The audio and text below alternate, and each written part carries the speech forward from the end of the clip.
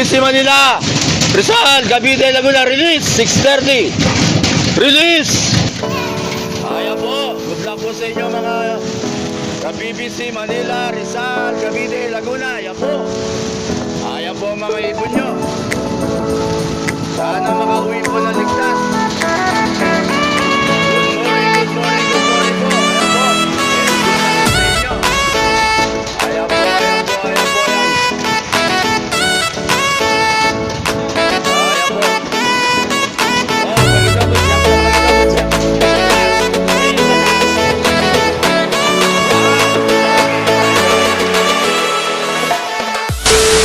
Kamusta kayo? Welcome back dito sa ating tambayan, Chocobulok TV, araw ng linggo. Abangan na naman tayo. 4th lap para sa old bird category at 3rd lap naman para sa young bird category. Dito pa rin sa nagaganap na BBC Manila Summer Derby Race. Dalawa pa rin yung ating ibon na inaantabayanan. Kaninang umaga pinakawalan na sila sa release area ng 6:30. Time check tayo mga kalapatids. 10:30 na. 4 na oras nang lumilipad yung ating mga alaga. Medyo may kalayuan na yan mga kalapatids dahil 329 kilometers air distance ang layo niyan mula dito sa ating flyer slope. Weather check tayo mga kalapatids dahil magtatanghali na.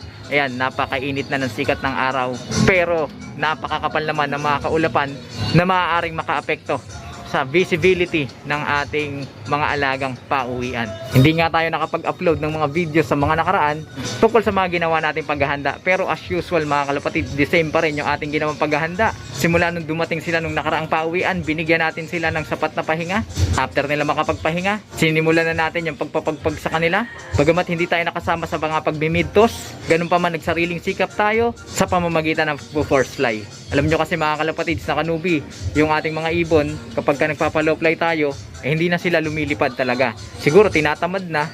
Ganun talaga kasi pagka nakakarating na sila sa malalayong lugar at the same time talagang habol na yung ating mga alaga. Kung matatandaan ninyo, nung sinalubong natin sila sa nakarang pauwian, hinayaan na natin silang makasama, makapiling yung mga kani-kanilang mga pares. Eto na yung setup natin ngayon dito sa ating flyer slope. Nag-aantay yung dalawang pares nila.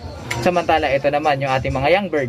Hiniwalay uli natin sila para hindi sila makaistorbo, hindi sila makagulo sa pagpapahinga ng ating mga alagang inaantabayanan. Yun ay kung makakauwi yung ating mga mahihinang nilalang. At update ko lang kayo mga kalapatids, nung mga nakaraan pinakawalan na natin ang mga ito sa unang pagkakataon. At nakaronda na rin sila mga kalapatids, nakarounds na yan sa paligid ng ating flyer slope. Kaya alam nyo na ang kasunod nyan mga kalapatids, Bartolina na itong tatlong ito. 1 hanggang 2 linggo, then magiging karagdagang puwersa na to sa parondahin dito sa ating flyer slope. Sa mga kanubi natin dyan na curious at namumblema dahil nawawalan sila, na-overplyan sila, ayan, panoorin nyo yung episode na yan na makakatulong sa inyo kung paano maiiwasan yung pag-overfly ng inyong mga inakay, lalo na pagka dun sa area ninyo marami nag-aalagang kalapate na pwedeng puntahan ng inyong mga young bird. Ilalagay ko dyan yung thumbnail ng episode at yung link ng video sa ating description. Panoorin nyo yan mga kalapatids na kanubi. Samantala ito naman yung mga pansalubong natin at pang-recover sa ating mga alaga. Sa mga curious nating mga kalapatids, paano natin nire-recover yung ating mga ibon mula sa malayong liparan, ilalagay ko din dyan yung ating episode. Panoorin nyo yan. Siguradong meron kayong mapupulot na ideya at kaalaman. Syempre nasa description din ng video ito yung link ng episode na yan. Pero teka, parang may kulang mga kalapatids. Yung nakapwesto dito, alala ko, eto pala, hawak-hawak ko, electrolytes mga kalapatids. Eto yung pinaka importante sa pansalubong sa ating mga alaga.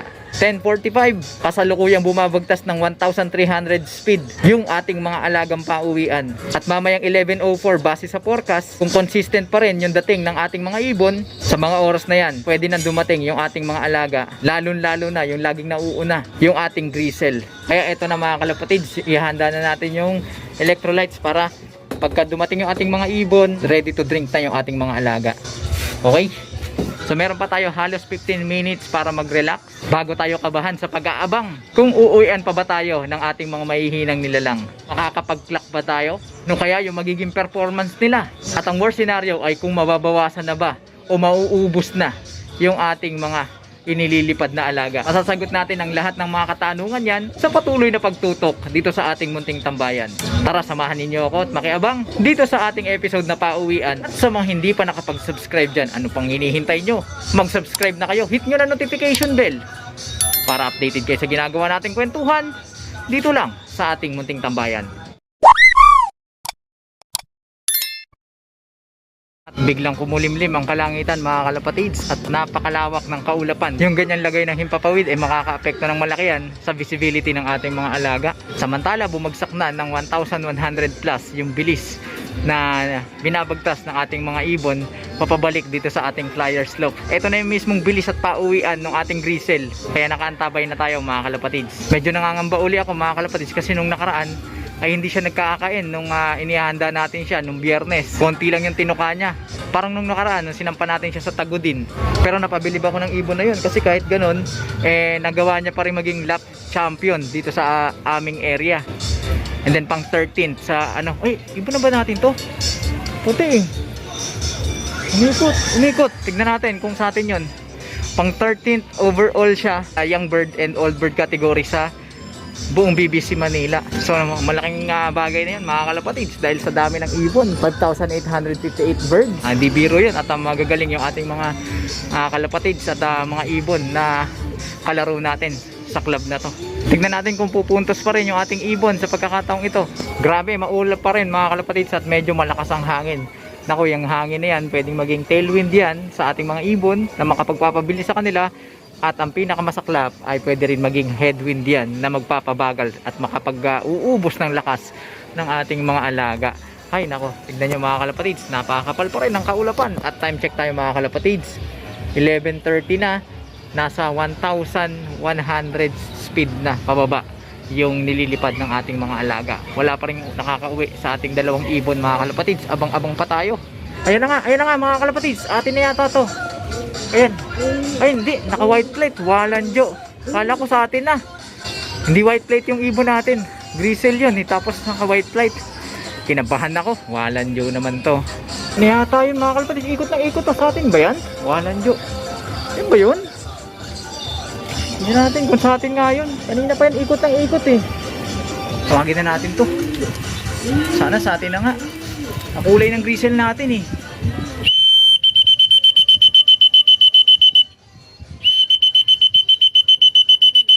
Tignan na lang natin kung dadapo. Kung sa atin yun, bababa naman yun. 12:31 mga kalapatids, hanggang ngayon wala pa rin tayong pauwian. 6 na oras na ngang lumilipad yung ating mga alaga simula nung pinakawalan sila doon sa release area. Inabot na rin sila ng kasagsagan ng kainitan. Update tayo mga kalapatids, kalahating oras na lang, cut off na, 1:50 na mga kalapatids, 2:20 ang cut off ng ating mga alaga. Ayan, at napakainit pa ng kapaligiran at duda ako na darating yung ating mga alaga sa loob ng kalahating oras na yan, dahil pagka ganito malamang tumukod muna yung ating mga ibon at magpahinga, dahil kung susumahin natin 7 oras na silang lumilipad simula nung nirelease sila dun sa release area. Kaya alam na to mga kalapatids, cut off na tayo, sigurado na to. Ay nako, sana na lang makauwi yung ating mga alaga. Kung makakauwi yung mga yon, baka mamayang hapon pa pag medyo tumila na yung kasagsagan ng sobrang init na ito. At kung sakaling makakauwi nga sila, bawi na lang tayo sa susunod.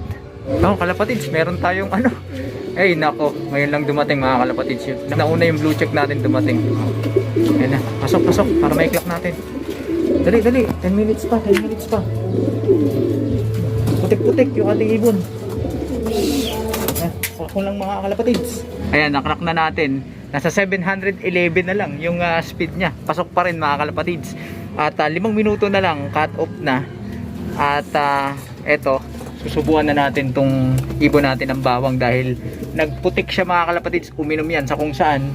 Kaya flashing na natin agad yung ating ibon na ito. Nabigyan ko na rin to ng instant glucose sa katawan para instant energy ng ating alaga.